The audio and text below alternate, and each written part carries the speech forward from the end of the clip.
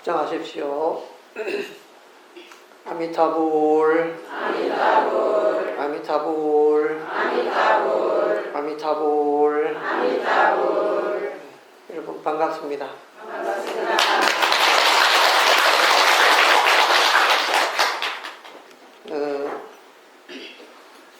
요즘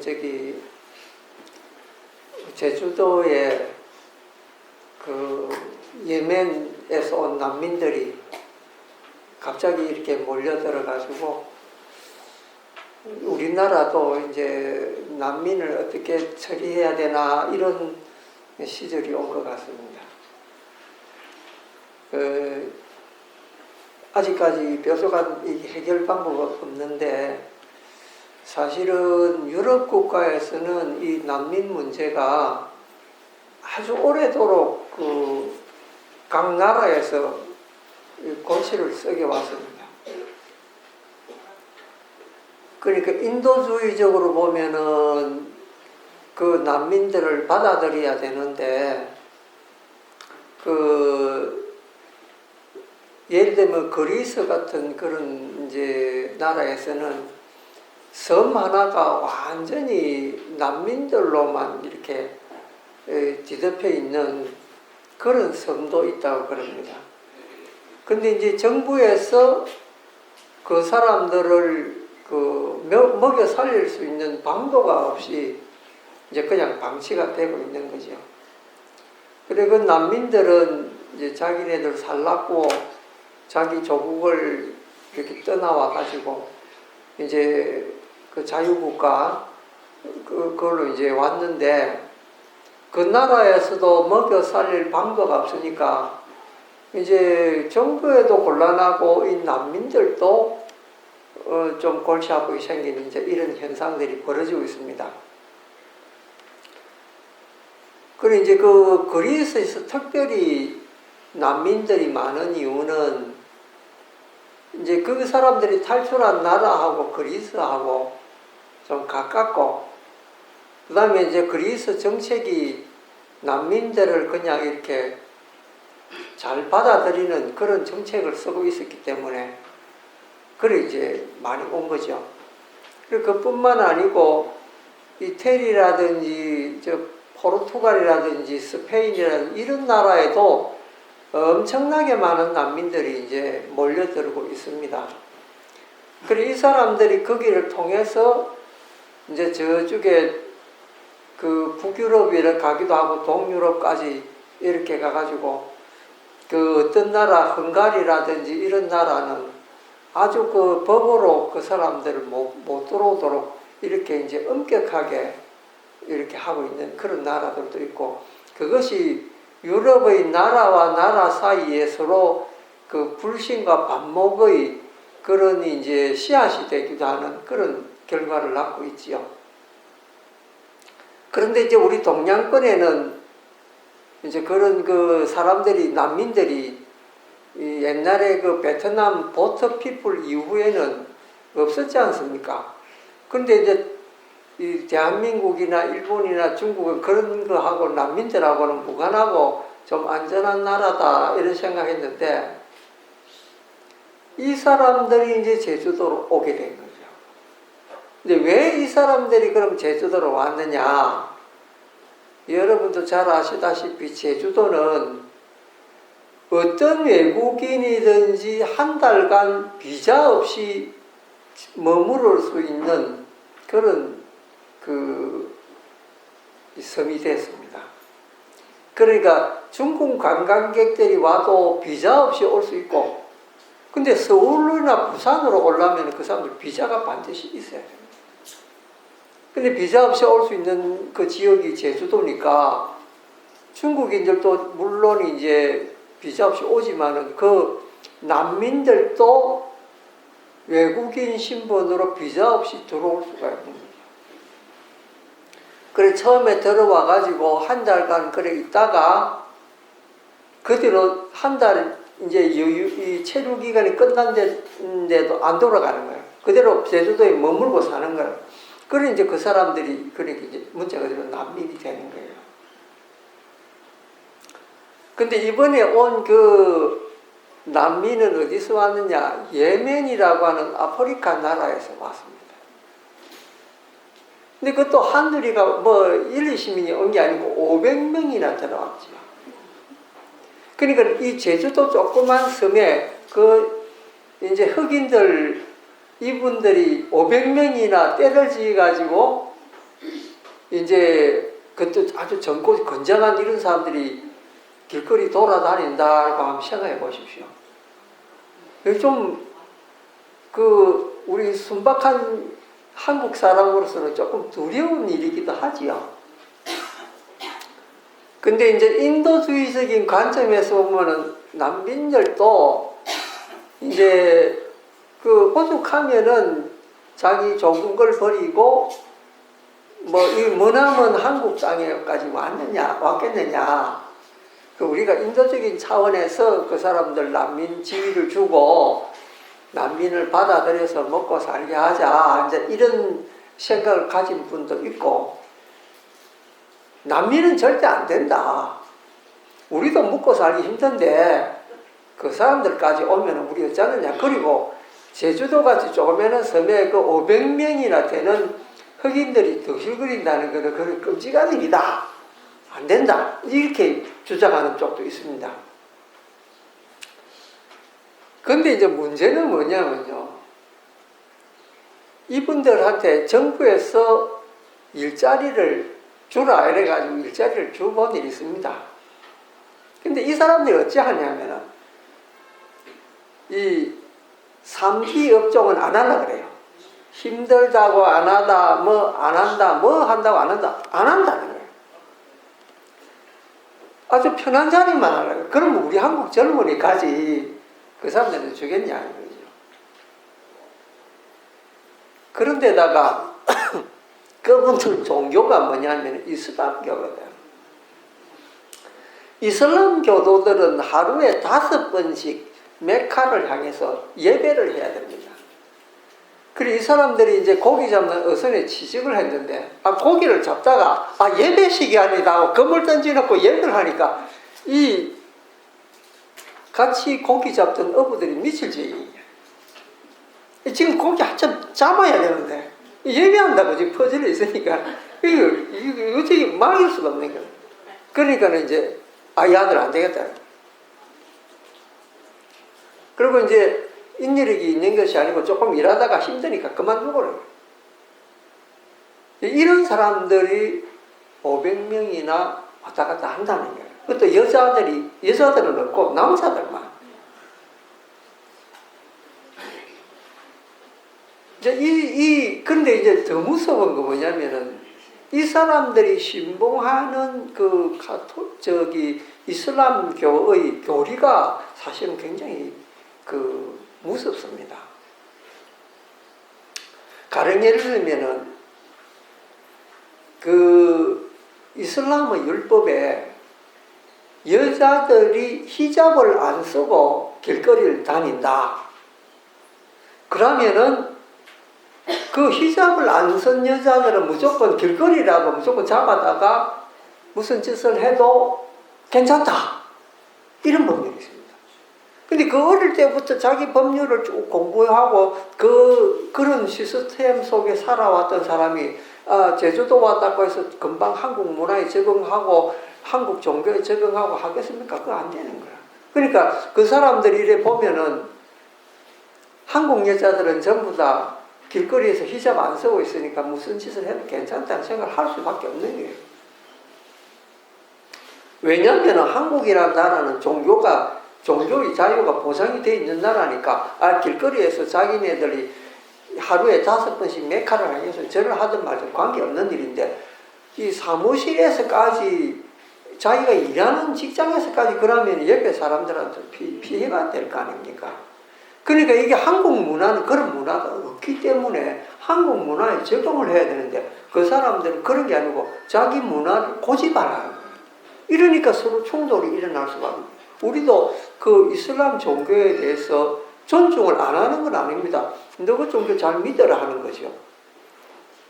그런데 나는 오늘 5번 메카를 하기 위해서 예배를 해야 되겠으니까 일은 너희끼리 해라 하고 이렇게 한다면 이거는 분명히 종교 이전에 무슨 그런 문제가 있다는 거죠. 그러니까 사람이 가지고 있는 종교가 어떤 종교냐에 따라서 그 사람 일생이라든지 그런 게 다 이렇게 그게 됩니다. 그래서 제가 어제 이제 외국에 사는 친구하고 통화를 하게 됐는데, 이제 그분 입장은 그 난민들을 받아들여야 된다는 그런 입장이었습니다. 그래서 하도 이제 그거 받아들여야 된다고 주장하는 바람에 제가 약간 좀 화가 좀 났습니다. 저는 인도주의적으로 그분들이 살만한 곳을 제공해야 된다는 생각을 가지고 있지만은, 그러나 그 이전에 그분들이 한국 살려면 한국식으로 이렇게 적용을 자기 스스로 해서 이 나라에 살아야 되는데, 저것식으로 고집하면 안 된다라는 게 제 생각입니다. 그래서 그분한테 그랬습니다. 그분이 뭐라냐면, 한번 생각해 보세요. 한국도 어려운 시기가 있고 그러지 않았느냐. 그 제가 그랬습니다. 우리는 6.25 동란이 나서 동족 상잔의 비극이 있을 때도 우리나라 사람들이 외국에 나간 사람은 거의 없다. 여기서 폭탄 맞고 다 죽었고 싸웠지. 우리가 무슨 보트 타고 일본 간다든지 무슨 중국 간다든지 6.25 때는 그런 거 없었다는 거예요. 제가 그 이야기를 했습니다. 근데 그 사람들은 왜 그러냐?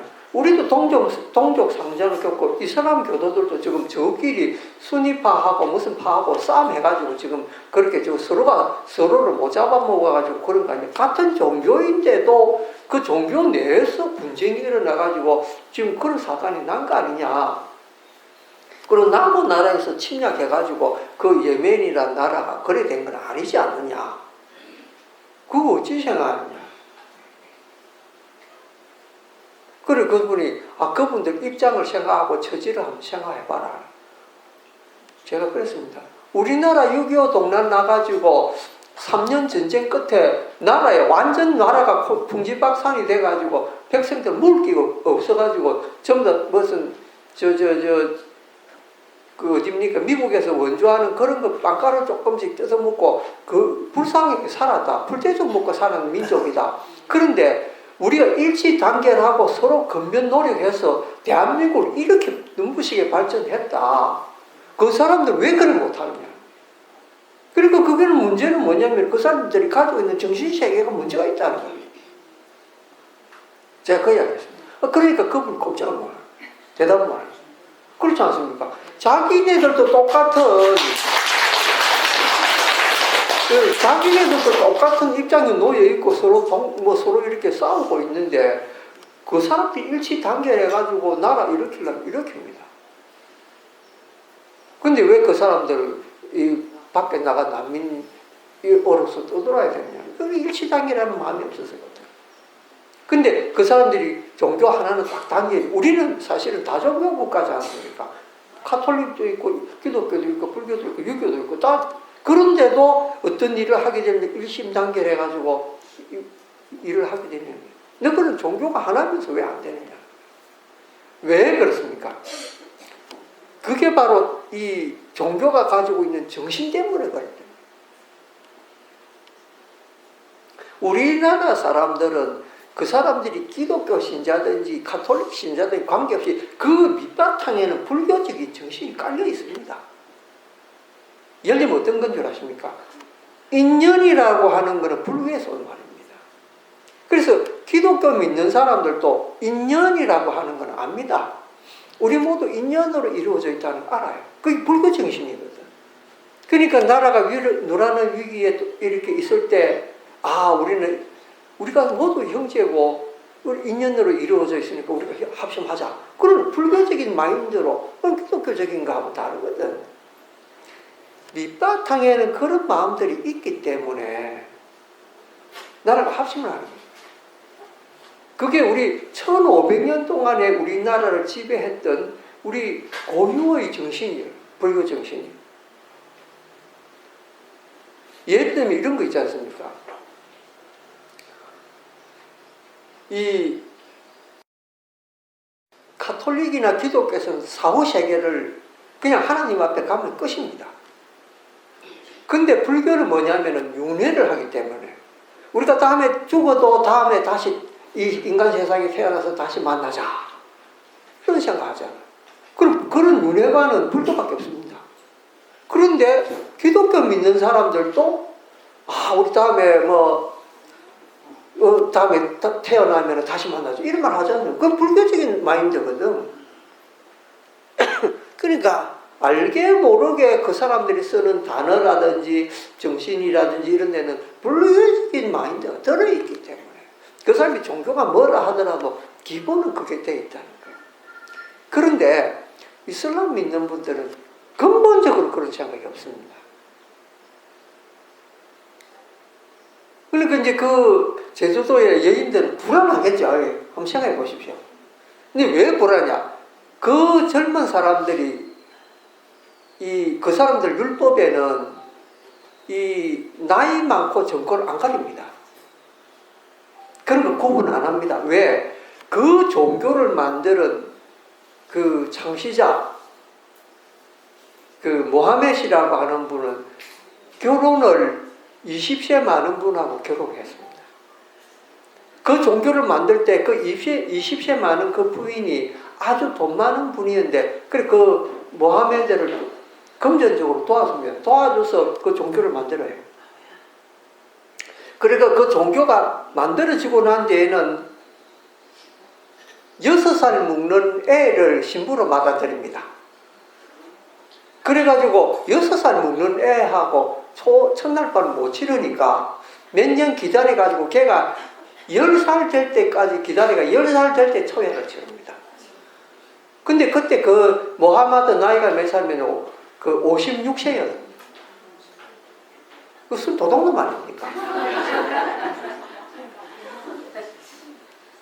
그러니까는 이 이슬람 율법에는 여인들이 이 나이가 제한이 없이 일대 했습니다. 거기다가 일부 다처제로 4명까지 이렇게 부인을 받아들일 수가 있죠. 어쨌든 이렇게 여인들한테 이 나쁜 조건의 종교를 가진 게 그게 이슬람입니다. 근데 그 사람들이 어릴 때부터 그런 교육들을 받고 그런 문화 속에 젖어왔기 때문에 한국에 들어오면은 이분들이 그냥 온전하게 일을 하겠느냐는 거죠. 그 500명이나 왔으니까 자기네들 그룹지 가지고 성전도 앞으로 만들 것이고 자기네들 이슬람 문화도 전파해야 할 것이고 여기서 결혼도 해야 될 것이고 등등 여러 가지 이런 일들이 있다는 거죠. 그러니까 이제 이 정부에서는 이거 큰일 났다 싶은 거예요. 지금 이거 제주도 가면은 길거리에 그 난민들이 그냥 삼삼오오 모여 앉아가지고 노숙자 생활을 하고 있다는 거죠. 겁나는 일이죠. 그러니까 그분들한테 우리가 뭘 해줄 수 있겠느냐. 저는 제가 생각할 때 가장 시급한 것이 정신교육이 제일 시급하다고 하죠. 그 사람들한테 이 불교적인 마인드를 교육을 해야 됩니다.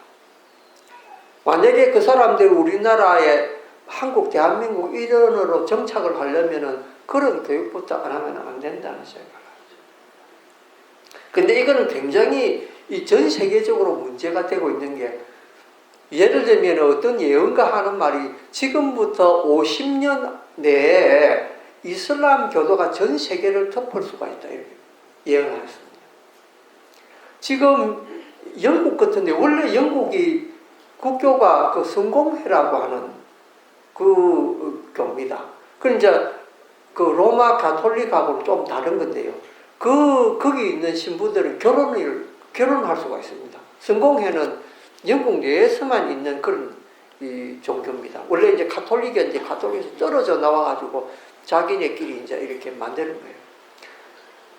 그런데 지금 40%가 넘는 이 사람들이 이슬람 종교를 가지고 있습니다.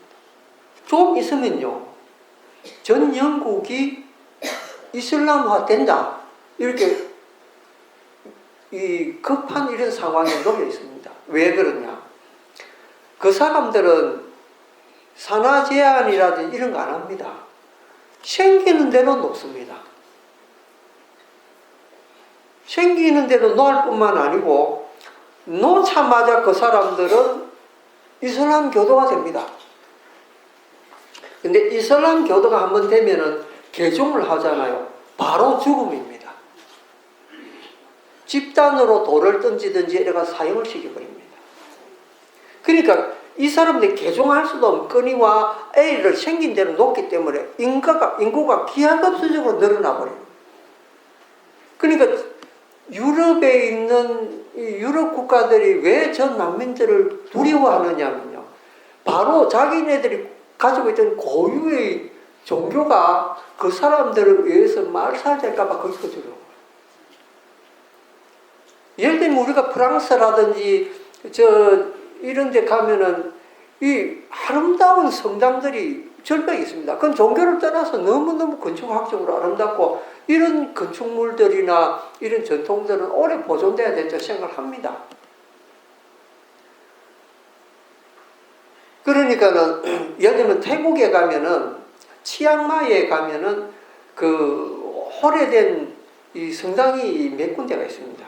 그 이제 그 가톨릭 선교사들이 와서 지은 이 건물인데 지금은 그 이제 불교가 성하니까 그 건물들이 뭘로 쓰이냐면 학교로 쓰입니다.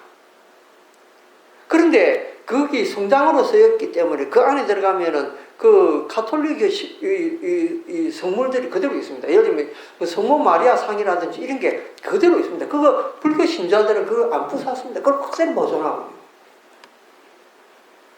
그러니까 그거를 가지고 있으면서 우리가 오랜 옛날에는 이 가톨릭 선교사들이 와서 이런 건물을 지었고 우리는 이렇게 보존하고 있고 이걸 우리가 이제 학교로 바꿔서 쓰고 있다 이런 걸 보여주는 거예요. 역사적인 건물이죠. 근데 이슬람 교도는요, 자기 종교 아닌 거는 다 뽑습니다. 옛날에 세계에서 최초로 대학을 만든 데가 어디냐면 인도입니다. 인도에 가면 그게 이제 나란다 대학이라고 있는데 그 나란다 대학이 무슨 대학이냐면 불교 대학이었습니다. 그 유명한 서유기를 쓴 현장 스님도 그 나란다 대학에서 10년 동안 공부를 했죠. 아마 우리나라 해초 스님도 거기 아마 들렀을 겁니다. 그런데 그 대학이 누구에 의해서 사라졌느냐? 바로 이슬람 교도에 의해서 사라졌습니다. 그리고 지금 거기 가면 수많은 불상들이 그 목이 달아난 채 있습니다. 누가 그랬느냐? 이슬람 교도들이거든요. 예를 들면 아프가니스탄이나 이런 데는 아주 옛날에 그 고대 불교가 매우 성행했던 간다라 지역에 속합니다. 그 간다라 지역에는 이제 그 알렉산더 대왕 이래로 수많은 그 그리스에서 온 조각가들이 조각을 해가지고 불상을 너무너무 아름답게 만들어낸 거예요. 그런데 그 아름다운 불상들을 다 누가 파괴했느냐? 이슬람 교도들이 자기네들 종교하고 다르다는 그 이유 하나로 전부 없애버립니다. 얼마 전에도 세계에서 가장 오래된 그 바미안 대불이라고 있는데 그거는 유네스코에서 아주 지정해가지고 보호하자는 건데 그거 탈레반들이 그냥 다 폭파해가 없애버렸죠. 그런 사람들이 이슬람 교도입니다. 제가 이슬람 교를 비판하는 건 아닌데 그 교리에 대해서 우리가 똑똑히 알아야 된다는 거예요. 그런 교리를 가지고 있기 때문에 결국 그 사람들이 한국 와서 만약에 교세가 세진다면은 그거는 뭐 그 사람들 눈에는 불교고 뭐 기독교고 그 천주교가 없습니다. 이제 그냥 일사천리로 이슬람화 되는 거죠. 그게 무섭다는 거예요. 이 사람의 정신이라고 하는 거는 얼마나 대단한 거냐면 여러분 한번 생각해 보십시오. 처음에 이 예수가 죽은 후에 그 이 기독교가 이제 요즘 말로 하는 카톨릭 이제 기독교도 신교가 있고 고교가 있지 않습니까? 이제 고교는 카톨릭이고 신교는 이제 기독교 개신교죠. 이게 카톨릭이 처음에 이제 유럽에 소개가 되고 했을 때 그 유럽이 전체 사람들이 뭐라 하냐면 그 모든 사람들이 성경의 가르치는 대로 살았습니다. 그 성경이라고 하는 것이 진정한 진리고 이것만이 세계를 지배한다. 그러니까 이제 옛날에는 그 왕이 누가 됐냐면 힘센 사람들이 왕이 되잖아요. 우리 집안에 세력이 있고 돈이 있고 힘이 있으면은 싸워가지고 왕이 됩니다. 왕이 딱 되면 이제 이 우두머리가 되놓으니까 누군가가 자기의 왕이라고 하는 정당성을 부여해 줘야 되는데 이거 누가 해줍니까? 그러니까 이제 서로 싸움을 해가 이기는데 이건 니는 왕이다 라고 이야기를 해줘야 되잖아요. 그럼 누가 그거 해줄 수 있는 사람이 신밖에 없는 거예요. 근데 신이라는 게 눈에 빕니까? 안 보이잖아요. 그 신이, 눈이 안 보이는 신이 나타나가지고 니는 왕이다 라고 이야기를 해줄 수가 없잖아요. 그러니까 이제 그 그 신을 대신할 수 있는 존재를 찾은 거예요.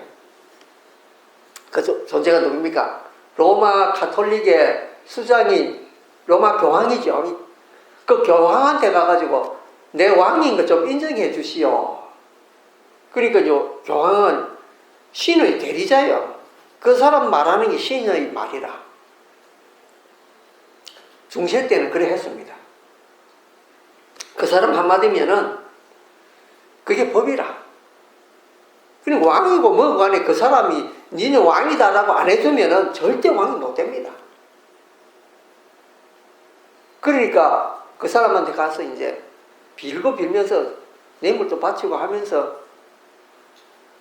이제 왕으로 인정해 주십시오. 이제 이렇게 이야기하는 거예요. 그런 세월이 얼마나 많이 흘렀습니까?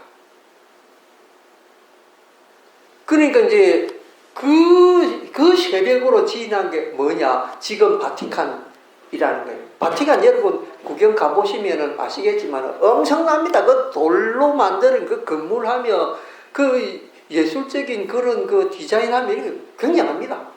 세상에 어느 왕궁하고 비교해도 그 정도로 아름답게 지을 수 없습니다. 그 돈 어떻게 생겼느냐? 다 왕들이 갖다 바친 거예요. 신성불가침이란 말이죠. 신성에서 우리가 침범할 수 없는 걸 신성불가침. 그건 절대 못 건드리는 것. 그걸 신성불가침이라 하거든. 그 교황이 바로 신성불가침의 그런 존재였다는 거죠. 그래서 백성들은 성경에서 나온 말 그대로 믿은 거예요. 자, 우리가 죽으면 어디로 갑니까? 천국으로 가거나 지옥으로 갑니다. 그럼 천국은 어떤 겁니까? 저 하늘의 별을 봐라. 저 별이 저렇게 아름답지 않느냐? 천국은 저 빛나는 별처럼 저렇게 아름답고 저건 다 그 하늘나라의 장식품들이다. 이렇게 가르칩니다. 그리고 지구라고 하는 거는 팽팽하기 때문에 바다 끝에 가면 낭떠러지가지고 떨어져 죽는다. 이렇게 가르칩니다. 그럴 때 어느 날 갈릴레이라고 하는 사람이 망원경으로 딱 하늘을 뒤다 보니까 하늘의 별이 이 무슨 반짝반짝 하는 게 이렇게 가만 보니까 그게 장식품으로 만든 게 아니고 그거 우리 지구처럼 흑덩거리로 된 게 그걸 아는 거야. 아, 이거 교회에서 가르치는 거하고 다르잖아. 자각을 하기 시작해요. 이거 어찌된 일이지? 그리고 이제 지구가 이렇게 팽팽해가지고 그 바다 끝에 가면 떨어지고 죽는다는 그 교리도 이렇게 가보니까 지구가 이렇게 둥그런 거예요. 교회에서 가르치는 거 이거 판형이 다르다는 거예요.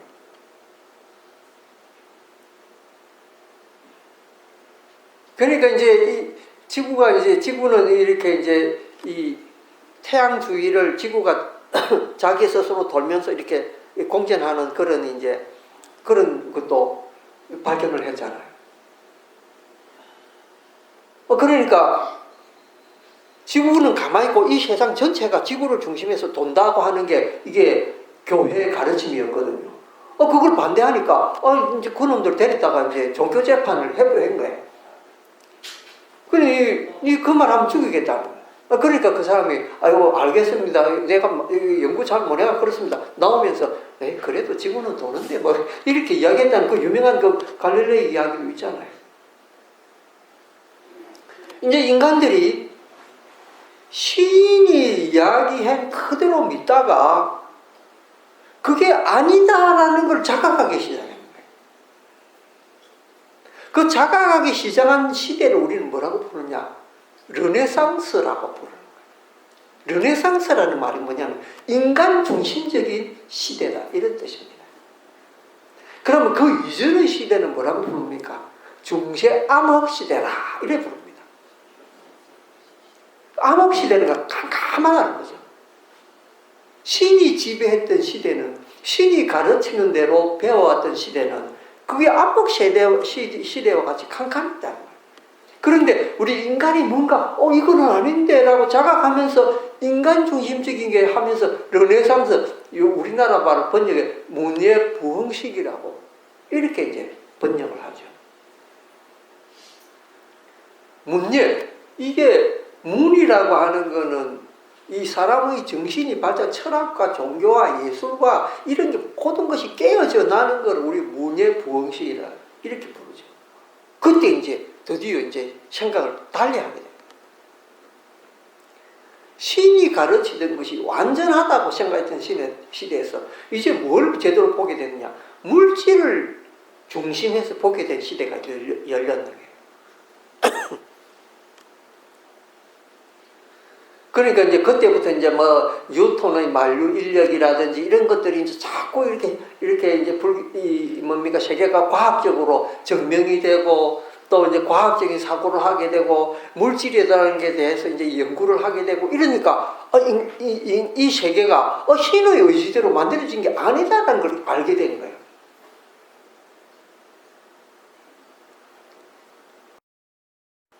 그러니까 인간이 이제 뭔가가 이건 좀 이제 이 인간 위주의 이런 쪽으로 발전하기 시작해요. 그래서 마침내 인간은 뭘까지 발견하게 되었습니까? 이 물질이라고 하는 것은 이제 쪼개보면은 어떤 것이 있을까? 이 생각을 하게 돼요. 물질을 쪼개고 하면 어떤 현상이 생길까? 예를 들면 여기 책상이 있습니다. 이 책상이 원래 만들어지기 전에는 큰 나무였습니다. 근데 이 나무를 배에 와가지고 목수가 이걸 만들었을 거 아닙니까? 그러면은 이거 근본은 나무인데 이 나무를 또 우리가 이제 분쇄를 해가지고 쪼개보면 조그마한 나무 토막이 되겠죠.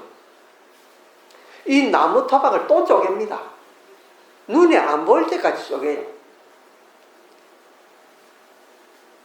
나눌 수 없을 때까지 쪼갠 그 끝, 이 이상 더 쪼개지지 않는다. 이걸 우리가 뭐라고 부릅니까? 원자라고 부릅니다.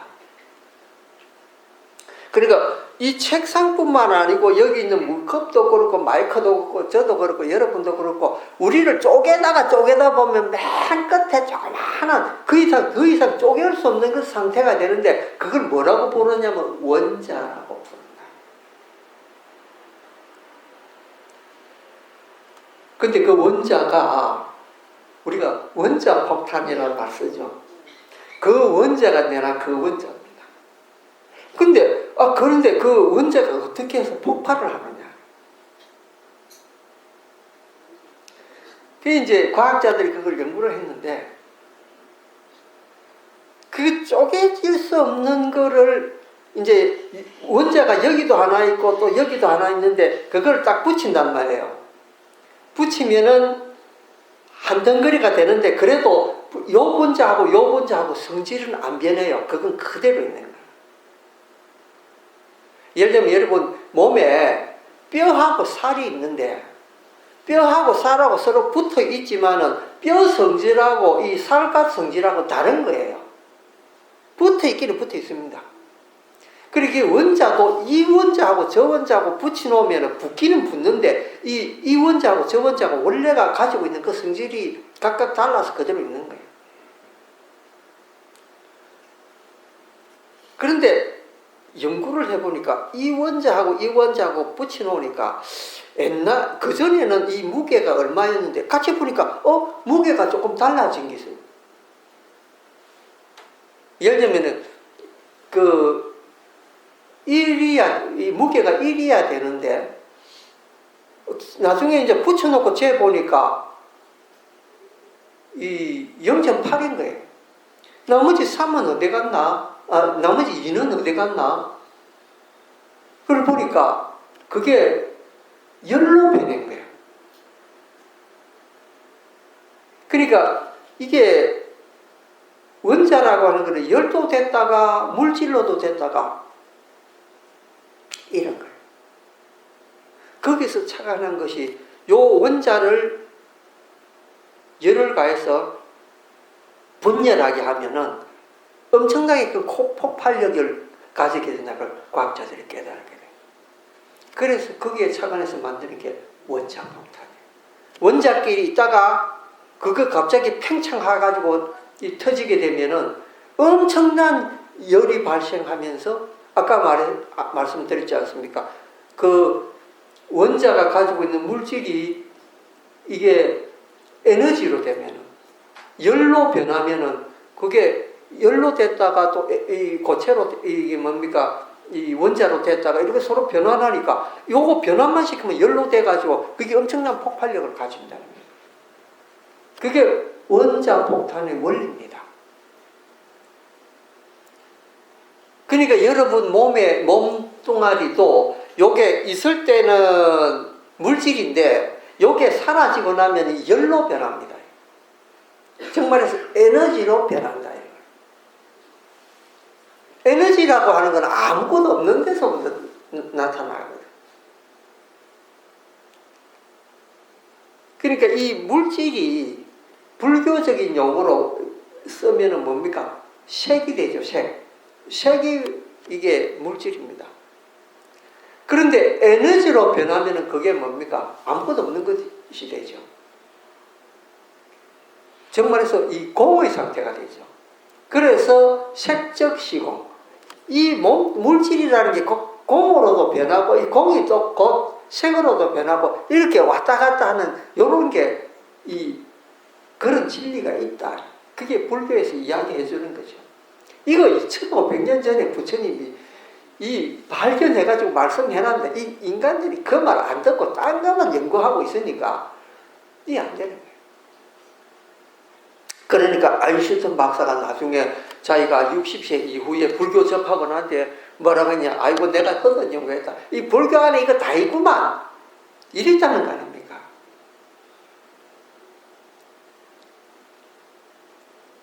여러분 우리가 가지고 있는 이 교육받았던 이런 것들이 이게 얼마나 중요한지 모릅니다. 17세기 말에 니체에 의해서 신은 죽었다라고 이미 이 기독교의 종말을 이야기했습니다. 신이라고 하는 것은 인간이 만들어낸 허구지, 그거는 그런 일 있을 수가 없다. 이렇게 이야기하고 했습니다. 이미 그것도 서양에서 그 대철학자가 그렇게 선언을 한 거죠. 그런데 인간이 얼마나 어리석었냐면요. 아직까지 그 종교를 믿는 분들이 전 세계에 수두룩합니다.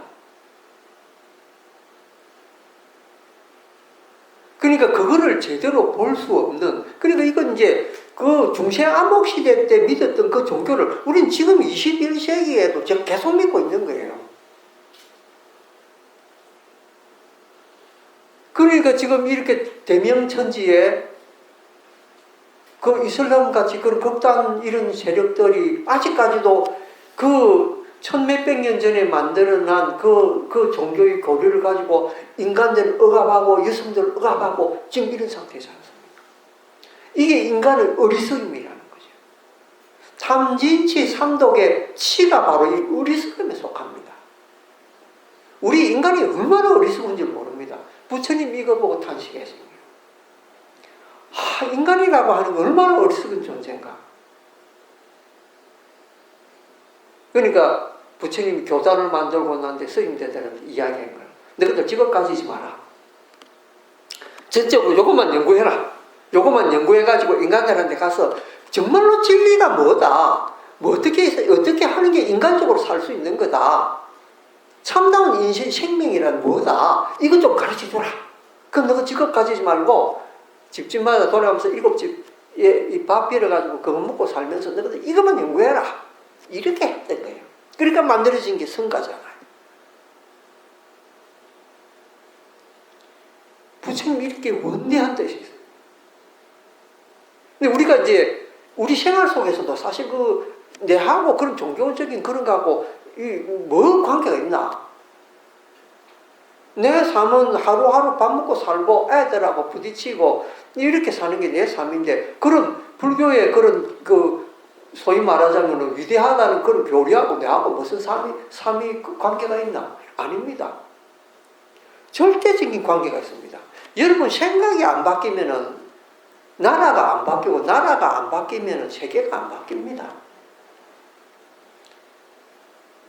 미래의 애들이 어떤 이 기준을 가지고 사느냐, 그 사람들 미래가 달린 일입니다. 그러니까 여러분 말 한마디 생각 하나가 굉장히 중요합니다. 당장 우리 입 눈앞에서 먹고 사는 그런 문제보다 사실은 더 큰 일일지도 모릅니다. 그렇기 때문에 여러분들이 여기서 불교를 제대로 배우고 그거를 집에 가서 내하고 불교하고 동떨어지지 않는 그런 삶을 가지는 게 굉장히 중요합니다. 그런 태도를 가지고 자녀들을 대하고 남편을 대하고 이웃을 대할 때 그때 우리는 변화를 할 수 있습니다. 그 변화가 뭐냐면 생각의 변화거든요. 그걸 뭐라고 부릅니까? 코페르니쿠스적인 발상의 전환이라고 부릅니다. 코페르니쿠스는요, 지구가 다른 사람들이 팽팽 이렇게 태양을 중심으로 돈다고 생각했을 때 코페르니쿠스는 아니다, 지구가 도는 거다, 이런 생각을 남들이 이야기했던 거하고 전혀 반대 방향으로 생각을 했던 사람입니다. 생각을 반대로 했기 때문에 오늘날 여러분들 가지고 있는 여러 가지 편리한 것, 그러니까 과학의 시작이 거기서부터 시작됐으니까 여러분들 쓰고 있는 핸드폰에 이르기까지 다 그 사람 영향이라는 거죠. 그 작은 생각 하나가 지금 우리 삶을 이렇게 바꿔간 거예요. 그러니까 그게 당장 입에 풀칠을 안 해주지만 세상을 바꾸는 일이라는 걸 우리가 알게 됩니다. 그러니까 불교의 진리를 제대로 이해하는 것은 여러분 인생을 바꿀 뿐만 아니고 세상을 바꿀 수가 있는 그런 거죠. 그래서 저는 난민들을 볼 때 너무 불쌍한 존재들이구나. 또는 다른 종교인들을 볼 때 불쌍한 중생들이구나. 그렇게 생각합니다. 왜? 진리를 모르고 죽기 때문에. 그 사람들이 이 색적시공, 공적시색이라는 이 조그만 단어에 들어있는 그 엄청난 내용을 깨달아서 그냥 이거 신의 뜻대로 살겠다 이렇게 생각하지 않습니다. 우리 힘으로 바꿀 수 있다 생각하죠. 그게 차이입니다. 그분들은 신의 뜻으로 살겠다는 하죠. 우리는 그렇지는 않습니다. 불교인들은 어떻게 생각합니까? 우리가 할 수 있는 데까지 하자. 인간의 능력은 원하다. 그렇게 생각하고 있습니다. 바로 인간을 믿는 게 불교입니다. 신을 믿는 게 아니고요. 우리는 우리 자신을 믿고. 근데 우리의 과학은 지금 얼마나 많이 와가 있습니까? 이제 여러분들은 앞으로 그 보험 대신에 로봇을 사야 될, 적금에 들어야 될 이런 상황이 올지는 모릅니다. 왜? 앞으로 로봇가 여러분들 다 일거수일투족 다 도와줍니다. 심지어 요리까지 합니다. 독일에 요리하는 그 로봇이 나왔습니다. 스위치 하나 딱 눌리면 냉장고 지가 알아가 문 딱 열고 재료 딱딱 챙겨가지고 그것을 칼질 다 해가지고 볶고 뭐 이렇게 찢고 다 그러 합니다. 그러니까 딱 자기는 이 책상에 앉아있어도 음식 딱 갖다 주거든. 지금 그것까지 나왔습니다. 설거지 다 했습니다. 손가락 안 해도 되는 시대가 옵니다. 여러분 연세가 많아가지고 허리 무릎 아픈데 그 영감님이 옆에서 도와줄 겁니까? 안 오면 간병인들 날 불러가지고 할 겁니까? 로봇이 도와줍니다. 밤 12시에 가도 잠 안 자거든요. 사람은 잡니다. 돈 좀 주고 간병인 있어도 12시에 벨 울리고 있어 좋아할 사람 누가 있겠습니까? 근데 로봇은 24시간 주인님을 위해서 재량하고 있습니다. 야, 내 좀 일밖에 좀 하면 언제든지 와서 들고 있습니다. 그것도 상냥한 미소 지면서. 이런 시대에 우리 살고 있거든요. 누구 힘입니까? 인간의 생각의 힘이라는 거예요. 인간의 힘이 위대합니다. 그거 더 이상 발전시킬 수도 있습니다. 그게 우리 인간의 능력이고 정말로 앞으로 무한한 별세계까지 도달해서 인류를 또 확장시킬 수 있는 그게 또 우리 지혜지 않습니까? 어쨌든 난민을 문제를 바라보면서 이것이 우리한테 앞으로 어떤 영향을 미칠까 하고 생각을 한번 해본 그런 날이었습니다. 여러분들도 한번 깊이 한번 생각해 보시기 바랍니다. 감사합니다.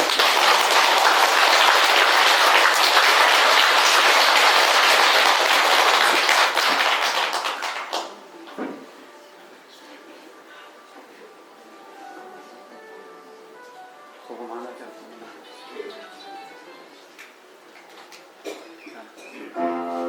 선생님께 박수 한번 더 보내드립니다.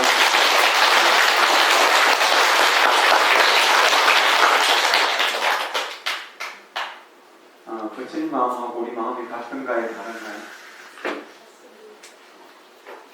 과학자들, 철학자들 마음하고 우리 마음은 같은가요, 다른가요? 다릅니까? 같은 마음인데 쓸 줄 모르고 쓸 줄 아는 그 차이 아닌가요?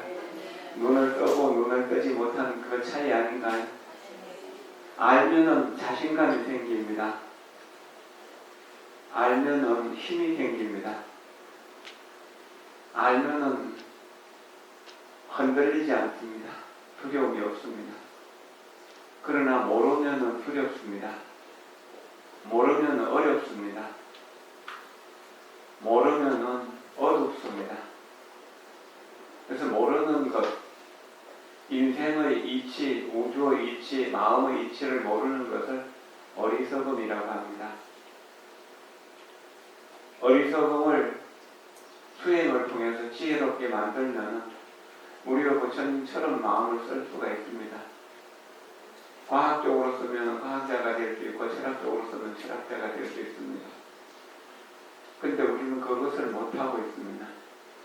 그것이 인간의 어리석음에 중독되어 있기 때문에 어리석은 집을 벗어나면 밝은 지혜로운 집이 있는데 그것을 보지 못한다는 것입니다. 그런데 우리가 그 어리석음을 벗어나는 일을 잘 못해요. 캄캄한 밤중에 깊은 잠이 들다가 갑자기 깨어나서 이렇게 불을 탁 켜면 눈뜨기가 어려워지잖아요. 조금 너무 밝음을 감당할 수가 없어서 그 어려움을 감당할 수 없어서 공부를 안 하려고 하는 거지. 공부하지 않고 수행하지 않고는 마음을 개발할 수 있는 방법은 없습니다. 불교의 수행 이 밖에는 아무것도 없습니다. 부처님은 2600년 전에 이것을 완벽하게 깨달으셨는데 그리고 그 깨달음의 법이 지금까지 전승되고 있는데 우리 중생들은 아직도 어리석어서 내 밖에 어떤 신이 있고 위대한 전지전능한 무엇이 있을 것이라고 생각하는 것. 이 전체가 다 어리석음입니다. 유일신이라는 이 자체가 전체가 어리석음이라는 사실을 자각하는 것이 참 중요합니다. 한 나무를 심어놓고 나무가 잘 크기를 바란다면 뿌리에 거름을 줘야 되나요? 잎사귀에 거름 줘야 되나요? 뿌리에 거름 줘야 되죠. 그래, 조상은 뿌리고 우리는 줄기고 자도는 잎사귀입니다. 꽃입니다. 열매입니다. 그래서 우리 간호사에서는 우란군대를 앞두고 49일 동안 연가천도 기도를 한 것이 30번째가 됩니다. 30번 하는 동안에 간홈사에서 하는 법회 중에서 가장 긴 시간, 가장 많은 이들이 동참하는 그런 법회로 정착하게 되었습니다. 이것은 간호사 스님들과 여러분들이 함께 마음을 모았기 때문입니다. 이런 기도를 통해서 현실적으로 우리 가족들의 문제를 해결한 경우도 많이 있고, 또 영가가 꿈속에서 혹은 기도하는 속에서 극락세계로 가는 그런 것을 느끼기도 했었습니다. 그렇기 때문에 영가 기도는 계속 이어지는 것입니다. 마음속에 걸려있는 영가들 천도하는 법회에 모두 동참하면 좋을 겁니다. 음력 관음제일부터 양력 7월 7일부터 이제 그 8월 25일 음력 7월 15일 우란분절까지 하는 기도에 모두 동참해 주시면 좋을 것입니다. 그리고 며칠 전에 22일 날 우리가 만일기도 중에서 1300일을 해양하고 지금 1400일로 들어섰습니다. 그러니까 그 기도 중에 여러 가지 불사들도 그렇고 또 이제 대중들도 그렇고 전체적으로 안정적으로 발전해 가고 있습니다. 여러분들이 만일기도에도 동참하시고 그렇게 만일기도에 연가 동참하실 분도 동참하시면 좋을 겁니다. 그리고 그 BTN에서는 불교 TV에서 불교계의 선지식들을 가까이 모셨던 이제 상자나 제자들을 인터뷰해가지고 큰 스님들의 회고 하는 프로그램을 만들고 있습니다. 삼락자 석정 스님 그 프로그램이 7월 4일, 6일, 8일 해가고 4일 날은 9시 30분과 4시 30분, 6일 날은 9시 30분, 7일 날은 오후 5시 30분 이렇게 해가지고 나오고 그 1부가 나오고 그 다음 주에 2부가 또 나온다고 합니다. 거기에 이제 저도 와서 이야기하라고 해갖고 몇 가지 이야기한 것이 있는데 보면서 석정 스님에 대해서 우리가 조금 이해하는 것도 좋을 것입니다. 스스로 삼락자라고 호를 지었는데 참선하기를 좋아하고 경전 읽기를 좋아하고 그림기를 그리기를 좋아했던 그 세 가지를 적용했기 때문에 그래서 삼락이라고 그렇게 이름을 지었다고 합니다. 그리고 저 입구에 그 송강사 수련법회 현수막이 못했는데 송강사 수련법회가 금년에 46차가 된다고 하죠. 48차가 48회 송강사 여름 수련법회는 1차는 7월 21일부터 25일까지 토, 일, 월, 화, 수까지 4박 5일간입니다. 그리고 2차는 7월 28일부터 8월 1일까지 또 일반인들을 위한 수련회입니다. 그리고 3차는 참선을 전문으로 하는 선수련회를 8월 4일부터 8월 8일까지 4박 5일씩 이렇게 3번에 걸쳐서 합니다. 그리고 4번째는 어린이들을 위해서 초등학교 2학년부터 6학년 학생들을 위해 가지고 8월 11일부터 13일까지 1, 2, 3 그래서 2박 3일 동안 이렇게 이제 그 연수회를 하는데 수련회를 송강사 수련회는 역사성도 있고 상당히 깊은 그런 그 역사도 있고 또 뛰어난 프로그램도 있고 하니까 동참하시면 좋을 것입니다.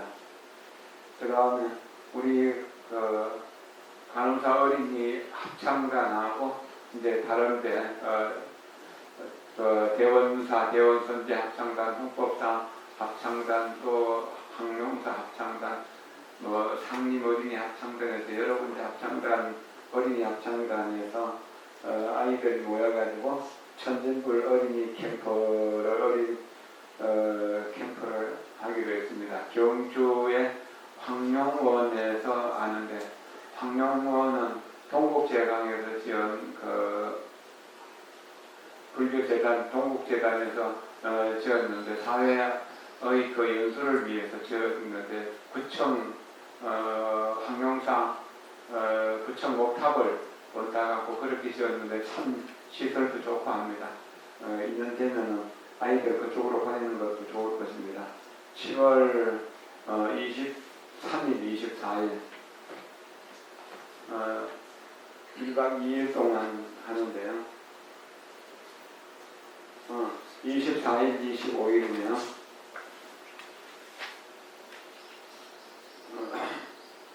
화요일, 수요일인데 동참하실 수 있는 초등학생은 갈 수 있으니까 미리 좀 접수해서 갈 수 있도록 해주시면 좋을 겁니다. 그 다음에 이제 우리 수강고등 법당에 우리 포불 판불도 지금 모시고 있고 관세음보살을 모시는 우리 기도도 하고 있는데 동참하실 분들 동참하시면 좋을 것이고, 지혜를 개발하는 우리 자비명상 법회가 토요일, 화요일 두 번에 걸쳐가지고 저녁 7시부터 9시까지 있습니다. 그리고 매주 수요일 날은 개정회 법회를 하고, 이제 첫 주는 진목스님, 둘째 주는 도일스님, 셋째 주는 제가 금강경을 하고, 네 번째 주는 팔관재계를 합니다. 팔관재계를 좀 더 정착시키는 것은 한 달에 하루만이라도 좀 출가한 스님들처럼 청정하게 살고 공덕을 지으면서 살 수 있는 인연을 만들기 위해서였습니다. 어제도 팔관재계를 했는데 많은 분들이 동참했습니다. 그리고 다음 달부터는 7월 달부터는 오전에 부처님께 마주 올리는 의식을 조금 간략하게 하고 오전에 팔관재계 2개씩을 하도록 그렇게 계획을 하고 있습니다. 그렇게 하시고 일단 팔관재계에 많이 좀 동참할 수 있는 이런 법회가 되었으면 좋겠다는 생각입니다. 결국에 우리가 돈을 버는 것도, 명예를 얻는 것도, 권력을 얻는 것도, 사랑을 얻는 것도 영원하지 못한 것입니다. 영원하지 못한 것을 끊임없이 허우적거리면서 찾아가도 이것은 나중에 허무하고 험한 것밖에 남는 게 없습니다. 절벽에 떨어지는 것 같은 허무함. 이런 허무함들이 모여가지고 우울증이라든지 또는 이제 정신적인 여러 가지 불면증 같은 게 걸리게 되고 나중에는 자살을 하게 되는 경우들도 많이 생깁니다. 그러나 마음 수행을 하면은 지금 여기에서 극락정토의 즐거움을, 행복함을 누릴 수 있는 일입니다. 이건 불교 공부를 아니고는 다른 방법이 없어요. 다른 대안이 없어요. 다른 엄청난 것을 준다고 하더라도 우리의 그 우울한 마음을 행복하게 만들 수 없습니다. 순간적으로 할 수 있지만 그 뒤에 오는 그 적막감은 감당할 수 없는 것이거든요. 마음을 개발하는 일, 마음을 다스리는 일, 마음을 자유자재로 쓸 수 있는 이것을 하는 것보다 더 값지고 더 중요하고 더 의미 있는 일은 없다는 것을 자각하시기 바랍니다. 간음사에 좋은 인연이 있어서 좋은 스님이 오셨습니다. 우리 보등 스님인데 보배법자 덩불덩자 이름 그대로 보배로운 덩불처럼 이렇게 이제 우리 간음사 법당을 책임지고 노점이라고 하는 직함으로 여기 이제 간음사의 예식을 전체 담당해 주실 것입니다. 그리고 저쪽에 계시는 분은 지원 스님, 지혜저자 건우는 알지자 건우는 지원 스님인데 지원 스님도 우리가 이제 같이 법당을 관리하면서 기도하고 그렇게 할 것입니다. 우리 이쪽에 정규 스님은 아직 담임 스님이지만 같이 공부하면서 저녁 기도를 담당하고 낮 기도는 동참해서 기도를 하고 있습니다.